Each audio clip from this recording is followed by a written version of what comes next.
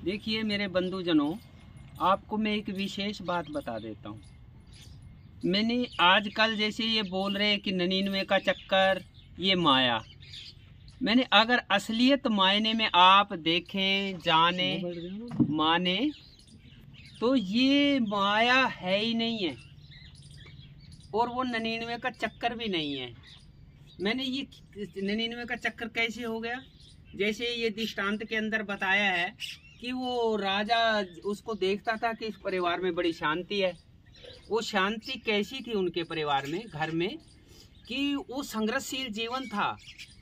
वो जैसा भी माप तोल के कमा के लाते, वो दिन भर कमा के जो करते, उससे बस घर का खर्च ही खर्च चलता था। और उसके बाद वो दिन में भर काम करने के बाद थकावट होगी और फिर अपना वो खा पी के सो जाते थे। वो ज़्यादा कोई वो गप्पी कौन लगाएगा, जिसके पास व्यवस्था होगी वो कुछ दिखाएगा, वो एक्टिंग दिखाएगा, मैं समझदार हूँ, मैं बड़ा हूँ, तो उसको गप्पी लगानी पड़ेगी। तो इसलिए राजा को लगा कि ये तो बड़ा शांत परिवार है। और माया का क्या मतलब है? मैंने माया ये है कि अगर हमने नाजायज तरीका से पैसा कमा लिया और नाजायज तरीका से लेन देन कर लिया, उसको बोलते हैं माया। अगर आप कर्तव्य से कर्म कर रहे, और जब हम कमाएंगे कर्तव्य से, तो खर्च भी कर्तव्य से ही करेंगे, क्योंकि उसके खर्च का हमें मालूम पड़ेगा, सोच समझ के खर्चेंगे, तो वो नारायण ही नारायण रह जाता है। माया कब होती है? जब हम रिश्वतखोरी का, हराम खोरी का। तो ऐसे उस परिवार को वो राजा ने 99 रुपए दिए ना, तो वो गिन रहे, वो पहले वो गिन रहा, अरे 99 क्यों देगा, 100 देगा। वो फिर वो औरत छीन के गिन रही, अरे वो है ही 99, जब वो चाहे 50 बार गिनो चाहे एक बार, लेकिन वो बोल रहे अरे वो 99 क्यों देगा, 100 देगा। अरे आपने किया क्या है उसका? अगर कोई काम कर दिया हो ना 100 रुपए का या 110 का, फिर तो बोलो कि वो कम क्यों देगा।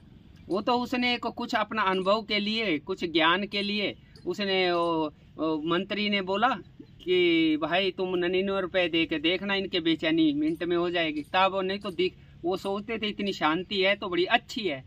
तो ऐसे में शांति कब आएगी? वो जब हम कर्तव्य से चलेंगे, बोलेंगे, खाएंगे, पिएंगे, कर्तव्य से कमाएंगे और कर्तव्य से ही खाएंगे। वो है सच्ची शांति। उस शांति को कोई भी टस मस नहीं कर सकता।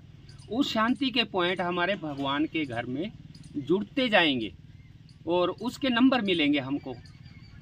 क्योंकि ये हौसला बोलो, शांति बोलो, सच्चा प्यार बोलो और कर्तव्य बोलो, यही हमसे नहीं बन रहा। तो इसलिए हम वो माया कह रहे। वो राक्षसों ने कर्तव्य छोड़ा तो राक्षस वृत्ति हो गई, तो राक्षस कहलाए, नहीं तो है तो थे मानुष वो भी ना। तो इतना ही खेल है बस। मैंने कहने का मतलब ये है माताओं बहनों, मेरे बंधु, ये जो 99 का चक्कर है, मैं इसके ऊपर आपको एक दृष्टांत सुनाता हूँ।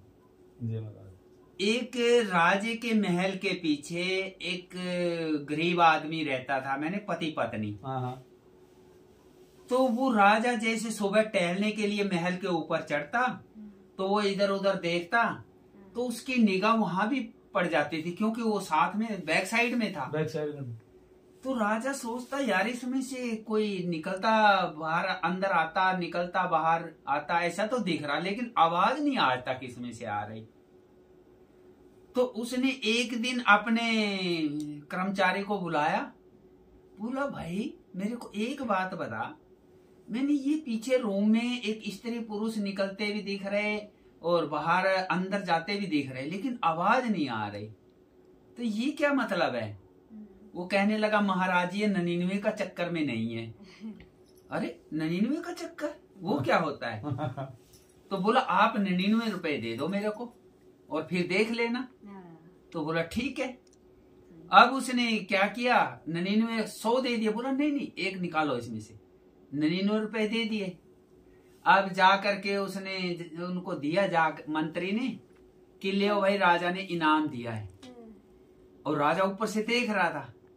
अब उस समय तो उसने पुरुष ने पकड़ा, तो पकड़ के बोला देख कितने, दोनों दूसरे भी देखने लगी, पत्नी भी, गिनो, हाँ इनाम मिल गया। वो गिन रहा, बोला 99 है।